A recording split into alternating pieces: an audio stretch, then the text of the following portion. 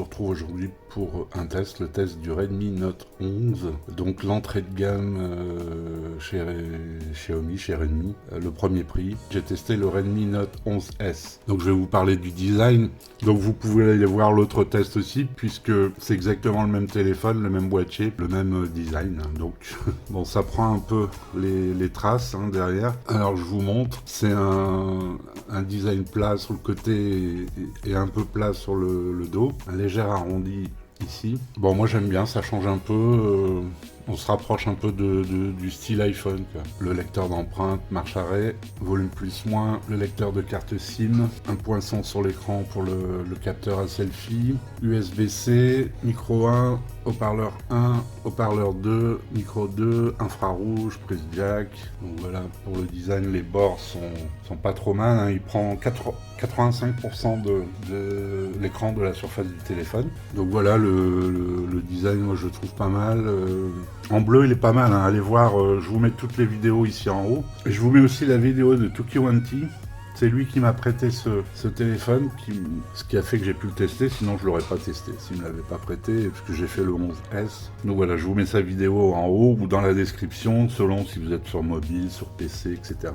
Le capteur, bon, ça dépasse pas trop, il fait 8,1 d'épaisseur, en plus il pèse 179 grammes, il est agréable en main. Moi j'ai un autre Xiaomi là qui est plus lourd, et c'est dingue, même si ça représente 10 ou 15 grammes, on sent la différence tout de suite, c'est incroyable. C'est un écran de 6,43 pouces, donc c'est ce qui explique aussi donc, son faible encombrement et son poids et sa préhension. Malgré ces 8,1, on a quand même une batterie de 5000 et vous verrez tout à l'heure dans la partie autonomie qu'on a des bonnes surprises. Alors donc je vous ai dit son épaisseur et son poids, il fait 73,9 de large et 159,9 de longueur. Vous avez une certification IP53 donc pour la poussière et les éclaboussures. Voilà, on va passer à l'écran.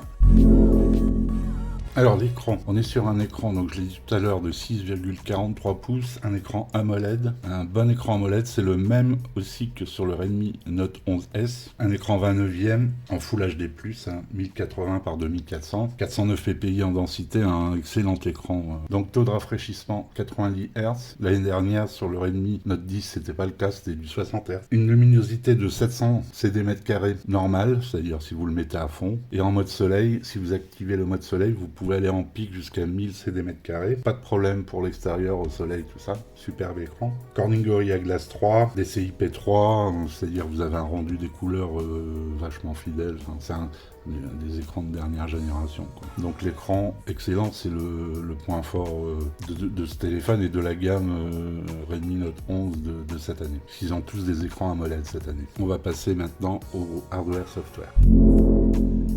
Alors le hardware et le software, donc le hardware, on a un Snapdragon 680, donc le Snapdragon 680 c'est un des derniers processeurs, un récent processeur de chez Qualcomm, gravé en 6 nanomètres. Quel est l'avantage? C'est que on gagne en autonomie et vous verrez tout à l'heure dans la partie autonomie que ça joue pas mal. Par contre en score en tout, ou les benchmarks, je vous les mettrai ici, vous verrez, on est sur du 240 000 à peu près je crois, contre 320 sur le Redmi Note 11S, donc on est un peu moins performant et vous faites quand même la majorité des choses qu'on demande à un téléphone à ce niveau de performance. Ça permet de contenir le prix. Ils ont sorti ce processeur pour les entrées de gamme, quoi.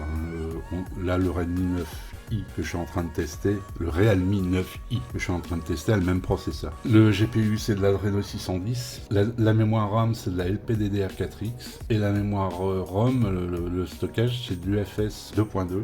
Je vous mettrai aussi la capture d'écran du test que j'ai fait en lecture-écriture, pareil qui est excellent. Alors vous avez 4 Go mais vous avez 1 Go que vous pouvez allouer de la mémoire de stockage qui rajoute 1 Go de mémoire RAM. En fait si vous l'activez ça vous fait 5 Go de mémoire RAM. Alors vous avez un slot SD pour ajouter une carte mémoire, vous avez le fameux combo 2 SIM, un slot SD. Donc le hardware c'est MIUI 13. Alors j'ai eu une mise à jour, je vous la mettrai ici. Voilà, je suis passé de la 13.05 à la 13.09. On est toujours sous Android 11, mais on devrait passer bientôt sous Android 12. Voilà, la mise à jour c'était surtout un correctif de sécurité et puis un peu de stabilité du système. Donc j'ai eu aussi quelques mises à jour d'applications système. C'est important aussi, faites bien les mises à jour. Voilà toutes les mises à jour que j'ai eues récemment. System Launcher, donc ça peut résoudre des bugs. Alors pourquoi je dis ça? Parce que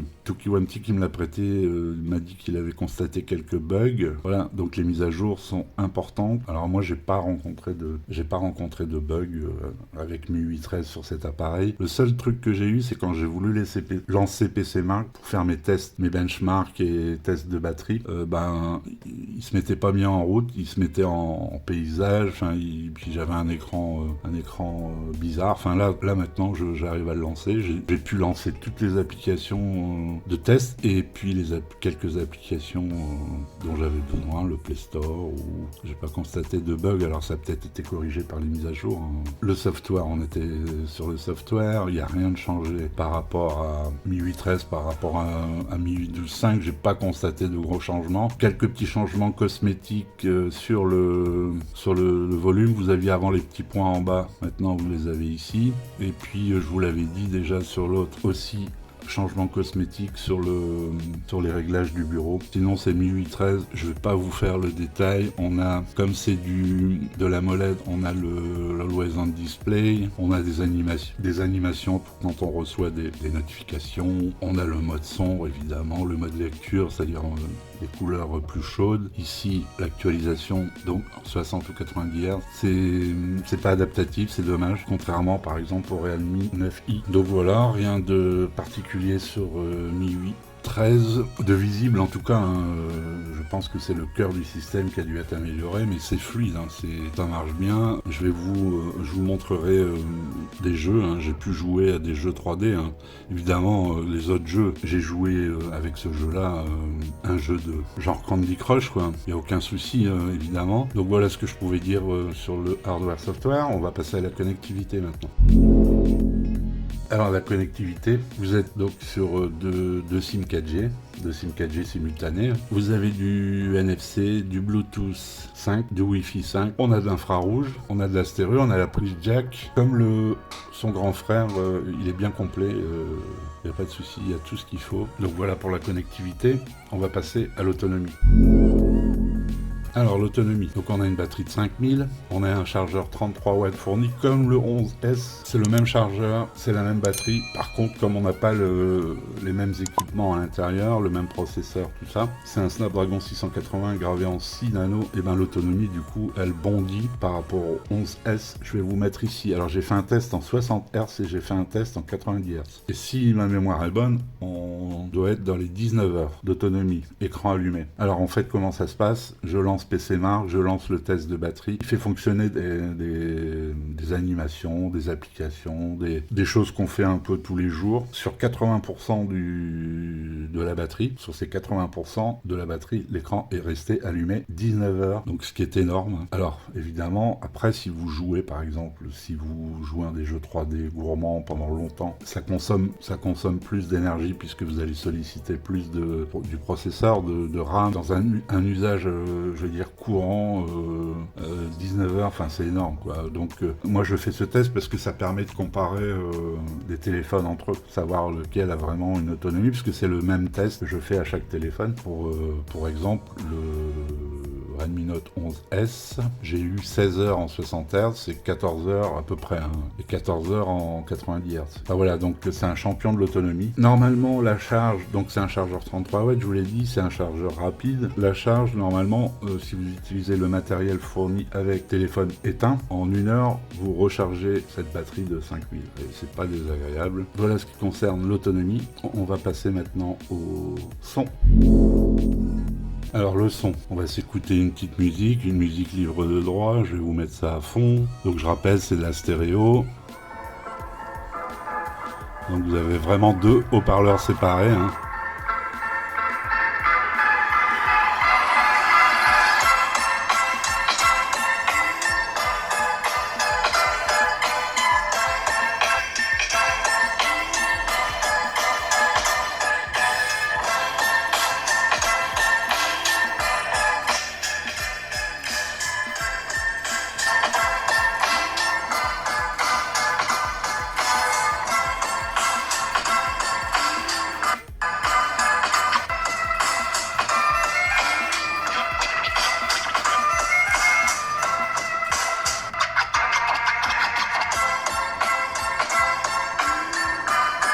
son est assez puissant, hein. C'est vraiment, on a l'impression d'avoir une petite enceinte, mini enceinte Bluetooth. Et puis je trouve que il y a quand même un petit peu de basse malgré tout. On a les aigus, les médiums, on a un tout petit peu de basse.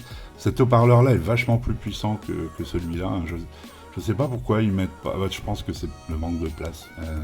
Ici, on a beaucoup plus de place. La carte fille, elle est là. Elle est large, donc ils ont de la place pour mettre un gros haut-parleur ici. Comme il y a la carte mère, c'est beaucoup plus difficile de mettre un plus gros haut-parleur. C'est quand même agréable d'avoir la stéréo. Donc voilà pour le son. On va passer à la photo. La photo. Alors, je vais vous donner les capteurs. Donc on a un capteur principal de 50 mégapixels, un Samsung. Je le dis à chaque fois, c'est le Samsung qu'on connaît. C'est-à-dire c'est un Samsung qu'on retrouve sur beaucoup d'appareils, et notamment par exemple le Realme 9i que je teste a le même capteur. Un 50 mégapixels Samsung, le S5K JN1. On a un ultra grand angle de 8 mégapixels, c'est un Galaxy Core, hein. Et après on a un 2 mégapixels pour la profondeur de champ, un Omnivision, un Galaxy Core de 2 mégapixels pour la macro. Donc bon, on a le mode portrait, le mode de photo, vidéo, mode portrait, nuit, plus. Donc dans plus, vous avez les vidéos courtes, panorama, pro, ralenti, accéléré, etc. Rien que de très classique. Ici le format de prévisualisation de votre écran photo. En vidéo, enfin vous filmez en 1080 normalement, 1080, 30 fps maximum, pas de 4K. Le 11S pareil, il n'y a pas de 4K, je sais pas pourquoi. Moi je fais de la photo automatique comme la plupart des gens, hein. Boum boum, une petite vidéo, on est en famille ou entre amis, je suis pas un pro. Donc je vais vous mettre les photos, les vidéos que j'ai fait à la suite, et moi je vous laisserai juge. Puis on se retrouve à la fin pour la conclusion.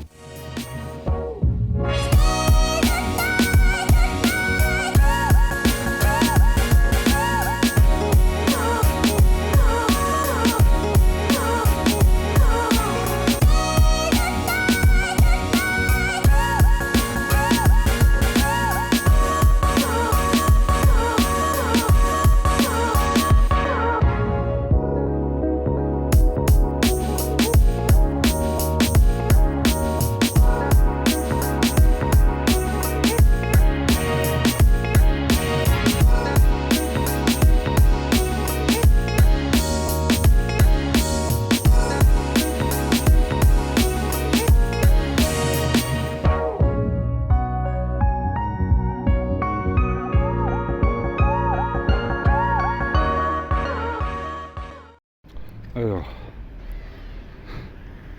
est-ce qu'il y a de la stabilisation? Ça n'a pas l'air nickel à l'écran. Bon, j'ai un masque, donc ma voix doit être étouffée.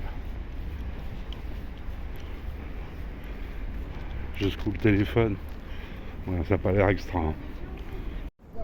Alors, caméra selfie, je vais marcher un peu.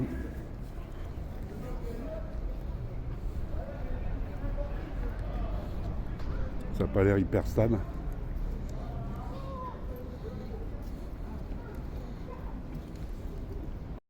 Alors vidéo de nuit. Enfin on est le soir. Quelques réverbères, là je marche. Sur l'écran c'est pas extra. Mais la vidéo de jour, pareil, j'avais dit ça sur l'écran et finalement la vidéo était relativement bien stabilisée.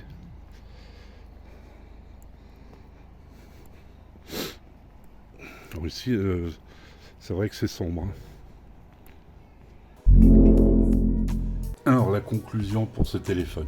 On va parler de son prix, puisque c'est important, c'est un critère important pour définir si c'est un bon téléphone ou pas. Il commence à 199 €, je parle de prix officiel, après on trouve des promos par-ci par-là. Il commence à 199 € en 64 Go.